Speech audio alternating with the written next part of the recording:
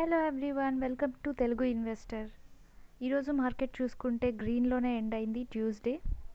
అయితే దీనికి కారణం ఏంటంటే రీసెంట్గా వస్తున్న న్యూస్లో కెనడా, మెక్సికో అలాగే చైనా మీద యూఎస్ టారిఫ్స్ విధిస్తుంది అని చెప్పారు. దాన్ని పాజ్ చేశారు, అంటే కొద్ది రోజులు ఆపారు. సో ఆపడం వల్ల ఈరోజు మార్కెట్ గ్రీన్లో ఉందని చెప్పుకోవాలి. అలాగే బీఎస్సీలో లిస్ట్ అయిన కంపెనీస్ ఎన్నైతే ఉన్నాయో వాటన్నిటి కంపెనీస్ మార్కెట్ క్యాపిటలైజేషన్ అనేది 3.4 lakh crore నుండి 423 lakh crore చేరుకుంది ఈరోజు మధ్యాహ్నం 1:30కి.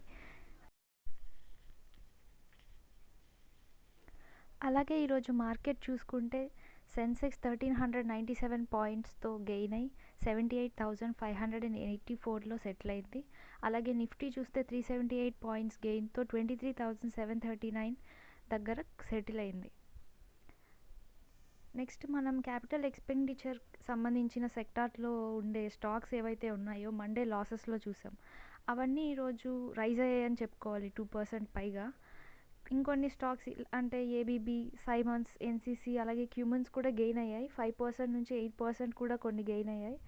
దాంతోపాటు డిఫెన్స్ స్టాక్లో కూడా స్ట్రాంగ్ బయింగ్ అనేది కనిపించింది ఈసారి. అలాగే ఎన్బిఎఫ్సి స్టాక్స్ ఏవైతే ఉన్నాయో శ్రీరామ్ ఫైనాన్స్, చోళమండలం ఇన్వెస్ట్మెంట్, ఇవన్నీ కూడా గెయిన్స్ చూసాం ఈరోజు 5%కి పైగా.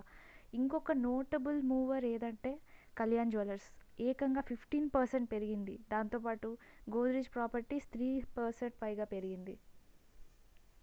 ముఖ్యంగా ఈరోజు మార్కెట్ పెరగడానికి 3 మెయిన్ రీజన్స్ చెప్పుకోవచ్చు. ఒకటి, సెన్సెక్స్ ఒకేసారి 1000 పాయింట్స్ పెరగడం, అలాగే నిఫ్టీ 300 పాయింట్స్ పెరగడం. సెకండ్ రీజన్ వచ్చి రూపీ అనేది ఆల్ టైమ్ లో కంటే కూడా రికవర్ అయింది యూఎస్ డాలర్ మీద. ఇది కూడా ఒక పెద్ద అడ్వాంటేజ్ అని చెప్పుకోవచ్చు. అలాగే థర్డ్ది, ఇన్వెస్టర్ సెంటిమెంట్ అనేది బూస్ట్ అయింది పాజిటివ్ గ్లోబల్ క్యూస్ వల్ల. సో ఈ 3 రీజన్స్ వల్ల ఈరోజు మార్కెట్ అయితే పాజిటివ్లో ఉంది.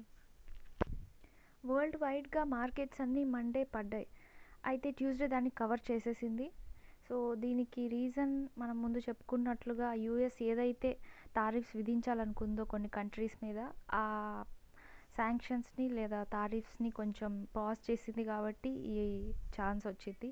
అలాగే విజయ్ కుమార్ గారు, chief investment strategist, Geojit financial సర్వీసెస్లో వర్క్ చేస్తున్న వాళ్ళు ఏం చెప్పారంటే, ఇప్పుడు పాజిటివ్ డెవలప్మెంట్గా చూడాలి.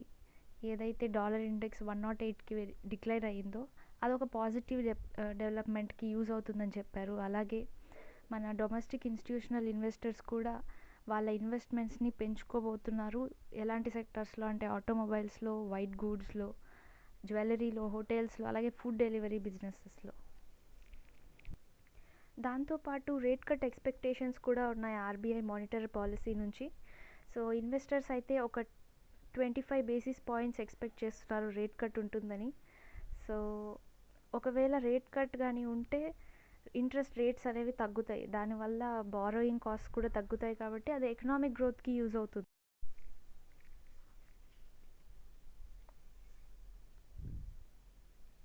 Next, Asian paints Q3 results వచ్చాయి.